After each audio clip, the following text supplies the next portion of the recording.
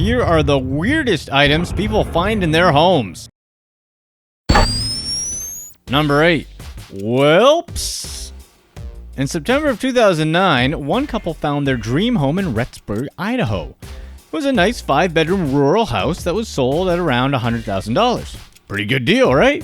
Little did they know this cozy little home was nicknamed by the locals as the Snake House. Ben and Amber Sessions had no idea that the home they just bought was actually resting on top of a nest of garter snakes. The snakes are non-poisonous, but that doesn't make the situation any less of a nightmare. Shortly after moving in, they noticed the snakes were all over the property.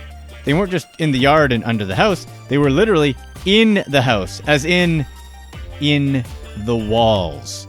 What? There were mother snakes in the walls.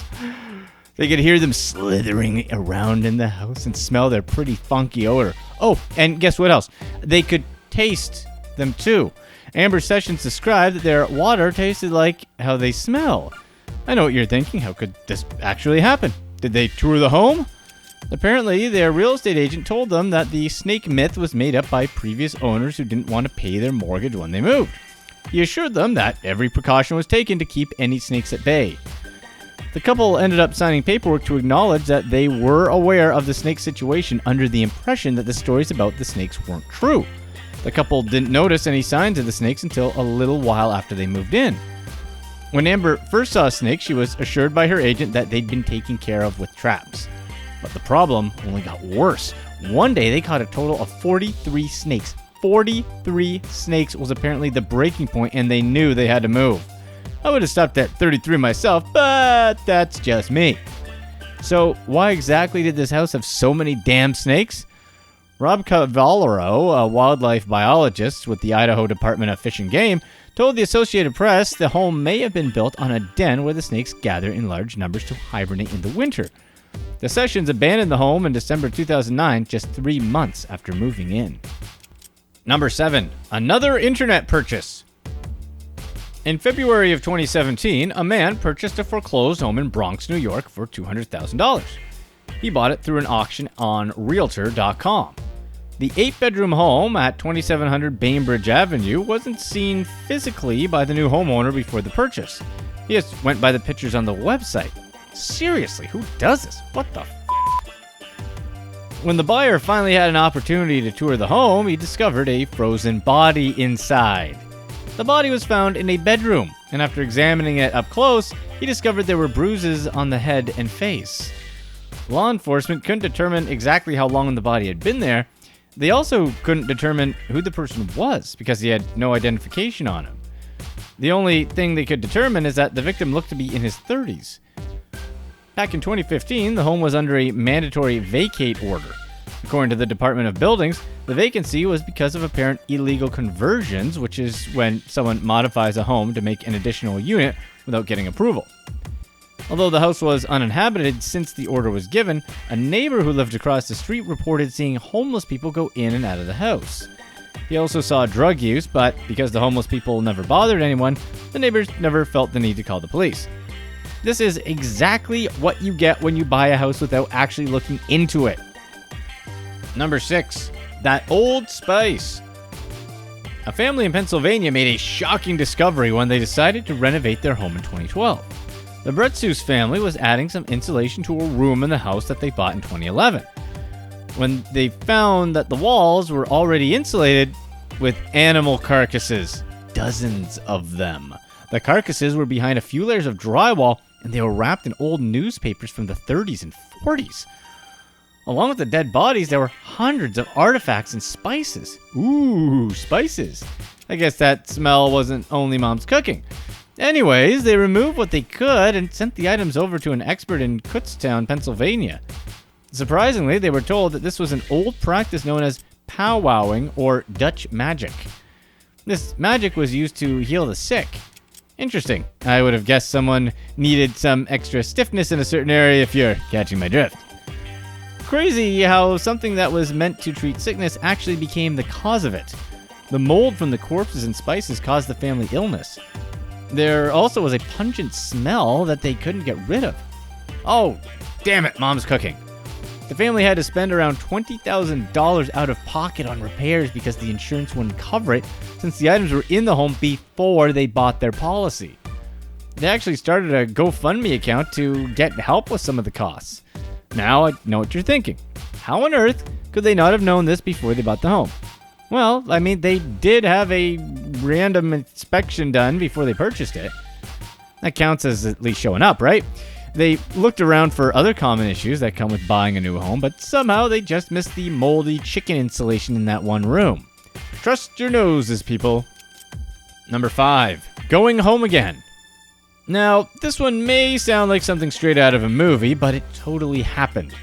Italian police were investigating an alleged group of Italian mobsters for cocaine trafficking. Typical, right? They had been conducting business in a farmhouse near Naples, Italy. When the investigators finally had enough evidence to bust the mobsters, they seized at least $21.6 million worth of their assets. This included a small airplane, apartments, and most importantly, 2 Van Gogh paintings. The paintings were View of the Sea at Scheveningen from 1882 and Congregation Leaving the Reformed Church in Noonan from 1884. Police found that the paintings had been hidden behind a wall. The paintings were in pretty good condition considering the circumstances. Most likely they were preserved because they also had been wrapped in a thick layer of cotton sheets and put in a box before they were placed behind the wall. The paintings were discovered missing from the main exhibition hall of Amsterdam's Van Gogh Museum on December 7, 2002. These mobsters were somehow able to gain access through the roof early in the morning and commit a supposed smash and grab heist. Guards were always on patrol at night, inside and outside of the museum, but were no match for the mobsters. The museum also had plenty of cameras as well as infrared systems. They found no faults in the security system and nothing on the security footage. All they found was a broken window, a rope, and a 15-foot ladder. At least one of the mobsters claimed innocence, stating that the paintings were actually sold to the mafia after a Dutch criminal who was initially supposed to buy them was murdered. You know what? You think these mobsters actually would want to go all Mission Impossible after these paintings? Come on, they got more wise guys things to do. Number 4, Mama's new bag. On October 27, 2015, Beverly Gibson was doing some cleaning in her new home in Detroit. She had just moved in and was organizing the garage, moving out contents left by the previous owner and dumping them, when she found a disturbing discovery: a used body bag. Thankfully, the bag had no body parts or anything like that in it. The only thing on the bag was a tag labeled Unknown Male 2005, along with the name Timothy White. Well, if those aren't what I'd call clues, I don't know what is. There is a funeral home right across the street from the house, so Beverly put 2 and 2 together and figured that somehow, some way, the body belonged to the funeral home. But when she asked a worker at the James Cole Funeral Home, they stated the bag wasn't theirs. As it turns out, body bags aren't even supposed to be released to funeral homes by medical examiners. Phew, I'm glad I learned something new today. The Wayne County Medical Examiner's Office ran the name and year listed on the tag through their system, but they were unable to find a match. Well, I guess someone has a new travel bag in Detroit. Number 3, water for days. A British couple bought a new Victorian home in Plymouth, Devon, near southwest England. When Mr. Colin Steer, the buyer, was replacing some floor supports in his living room, he noticed a spot where the floor appeared to be sunken in. It looked like it had been filled with loose dirt. He and his family had lived in the home for 3 years and had always wondered what caused the living room sofa to not be level. Seriously, 3 years? Anyways, he dug away at it and discovered that there was a well. Steer and one of his friends decided to dig out the well because, why the not? It took about 3 days to empty the well, which they later found out was made towards the end of the medieval period, going back to at least the 16th century. The well was built by Sir Francis Drake to carry water from Dartmoor to Plymouth, and it was 33 feet deep. Although they didn't find a pot of gold, they did find an old sword.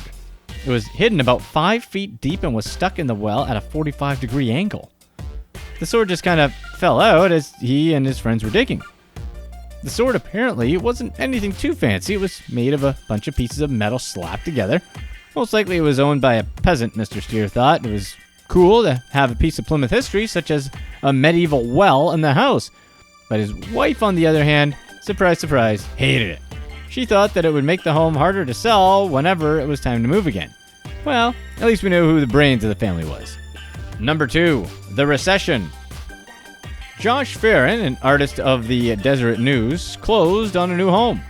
A few hours later, he was settling in his new place and getting some things organized. He was in his man cave getting ready to hang a few items when he saw an access panel on the ceiling. There was a small piece of fabric coming out of it, which made him curious to see what was up there. Climbed up the ladder and wandered in.